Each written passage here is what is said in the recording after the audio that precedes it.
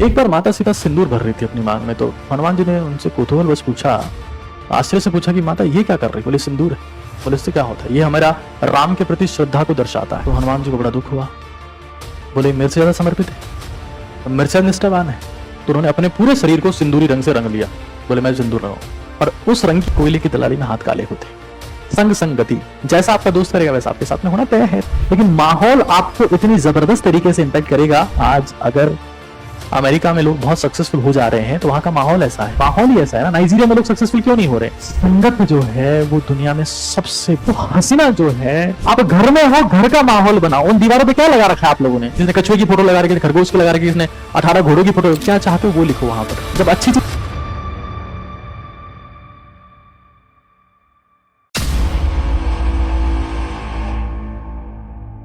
आपको पता है एक बात, आपका एनवायरमेंट आपकी विल पावर से ज्यादा पावरफुल है। और इसीलिए 90% लोग मात खा जाएंगे। जिस विल पावर की आप बात कर रहे हो वो एनवायरमेंट के सामने मात खा जाएगी। किसी शराबी ने शराब छोड़ रखी है, आप उसको बार में ले जाओ, मेरी गारंटी है उसकी शराब शुरू हो जाएगी। कौन हार गया? विल पावर हार गई। कौन जीत गया? माहौल जीत गया। मान लो किसी बंदे ने सिगरेट बहुत टाइम से छोड़ रखी है, 4 दोस्त को थड़ी पे ले गए या ऐसी जगह ले गए जहां पर हुक्का हुक्का सब चलता है, सुट्टा बार वाली जगह पर ले गए, और 4 दोस्त सिगरेट पी रहे हैं। और उसको कोई बोल रहा है यार पी ले, यार पी ले, तो पी लेगा।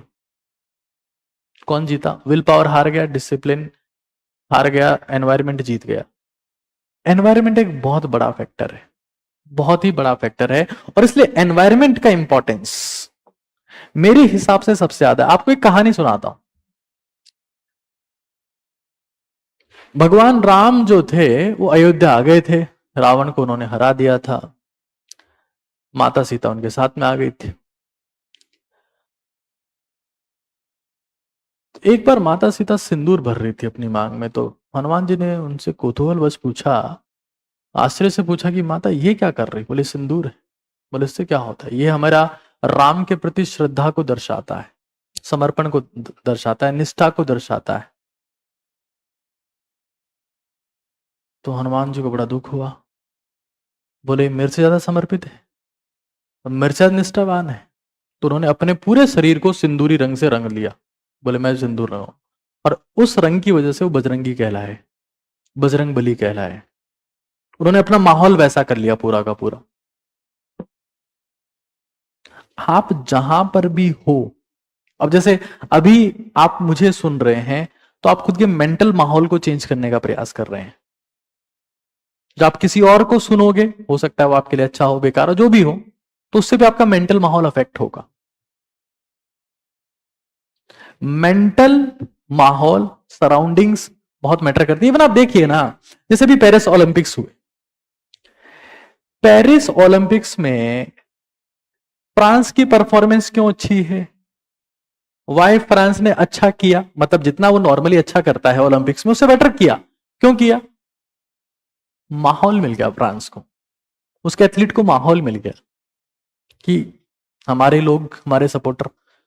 अब तुम एक बहुत सिंपल सी बात देखो, मान लो बुमराह बैटिंग कर रहा है, बुमराह बैटिंग कर रहा है विराट कोहली के साथ, तो बुमराह बहुत डिसिप्लिन फॉर्मेट में बैटिंग करेंगे विराट कोहली के साथ। अगर उनके साथ में मान लो कोई दूसरा एक और बॉलर खेल रहा हो, तो डिसिप्लिन नहीं रह पाएंगे, क्योंकि पिच का माहौल चेंज हो गया। माहौल किसने चेंज किया? विराट कोहली की प्रेजेंस ने।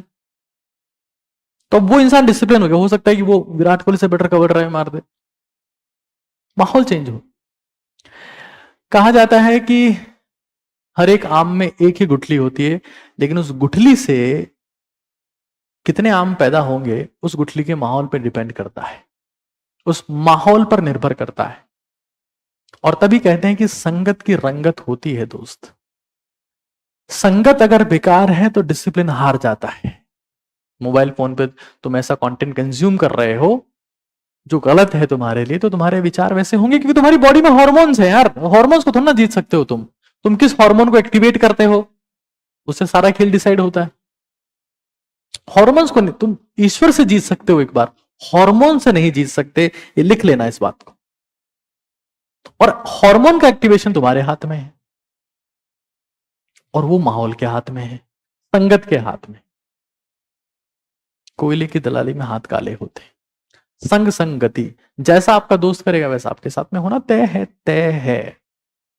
तो अगर हम ये कहें कि विल पावर और डिसिप्लिन सब कुछ करवा देती है, एनवायरमेंट कुछ नहीं होता, तो गलतफहमी है दोस्त। अगर तुम्हारा स्टडी रूम है, तुम्हारा पढ़ने का जगह है, वहां पर तुमने किस प्रकार के विचार तुम चिपकाते हो। सर हम तो जो चिपकाते हैं उसको देखते ही नहीं है वापस, बार बार चिपकाया करो। तुम्हारे रूम के माहौल में किस टाइप का कंटेंट है, आज ही अपने रूम के माहौल को बनाओ। क्योंकि एशियन पेंट्स, ना जाने वो कौन सा पेंट है, दीवारें बोल उठेंगी।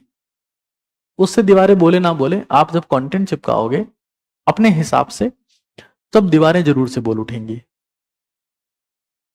तो हमें इस बात को जान लेना है कि हमें जो नहीं करना है उस माहौल से दूर रखना है, जिसको इंद्रिय संयम बोलते हैं कि इंद्रियों को स्टिमुलेट ही मत होने दो, इंद्रिय संयम उसे बोलते हैं।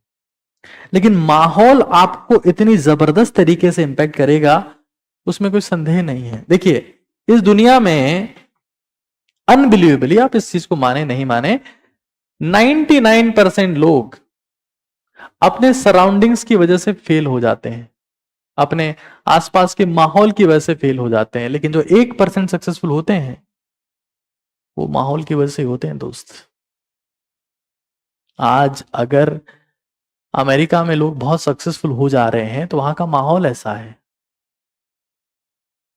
माहौल ही ऐसा है ना। नाइजीरिया में लोग सक्सेसफुल क्यों नहीं हो रहे, क्यों पाकिस्तान में इतने सारे टेररिस्ट बन रहे हैं, हाँ क्यों हो रहा है ऐसा। मतलब अगर आप पाकिस्तान में एमबीबीएस का फुल फॉर्म भी पूछोगे तो क्या होगा, मास्टर इन बॉम्ब ब्लास्टिंग, ऐसी ऐसी तो सर्विसेज वहां पे सिखाते हैं वो। JEE का फुल फॉर्म पूछ लो, जिहादी एंट्रेंस एग्जाम, हाँ